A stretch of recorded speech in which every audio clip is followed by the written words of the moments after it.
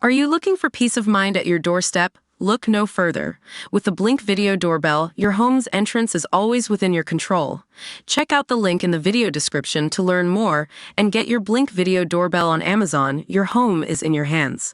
The average American kitchen is full of objects that release microplastics into food and drinks, whether through plastic cutting boards or the lining of tea bags. Microplastics, or fragments of any plastic that measure less than 5 millimeters in length, lurk in oceans, the air, food, and even drinking water.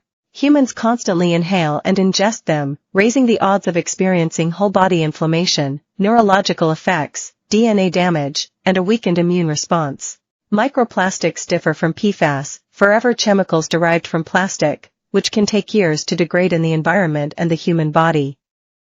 Microplastics are nearly as ubiquitous and take hundreds of years to break down in the environment. Now, a growing body of evidence has shed light on the everyday items in your kitchen that are likely to contain the most microplastics.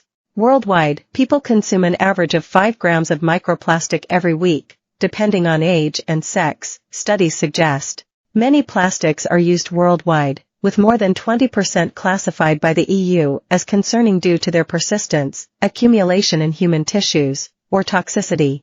The next time you make a cup of tea, consider that most tea bags are made with unsustainable polypropylene plastic and are not biodegradable. In some cases, excluding the tea, plastic accounts for roughly 25% of the tea bag. Not only are tea bags an environmental hazard, but according to 2023 research from the Dow University of Health Sciences in Pakistan, when combined with hot water, they release a flood of microplastics. Researchers there found that each cup of tea brewed using a plastic tea bag released approximately 11.6 billion microplastics and 3.1 billion nanoplastics. Tea bags may also contain other harmful substances, including fluorine compounds, arsenic, radium salts, aluminum, copper, lead, mercury, cadmium, barium, and nitrates. Even paper tea bags may release microplastics from the sealant to close the bags. Paper cups that hold the tea and other hot drinks also release microplastics. While they may seem like a suitable alternative to plastic and styrofoam cups, paper cups are not harmless. The inside of the cups is lined with a sealant, typically up to 10% high-density polyethylene, HDPE, to insulate them and prevent leakage. A disposable paper cup, 100 milliliters, with a plastic liner can leach approximately 25,000 micron-sized microplastic particles in the hot liquid it holds. Toxic heavy metals such as lead, Pb, chromium, Cr, and cadmium, Cd, were also found in the films used in tea bags, and there is concern that these metals can leach into hot water during brewing.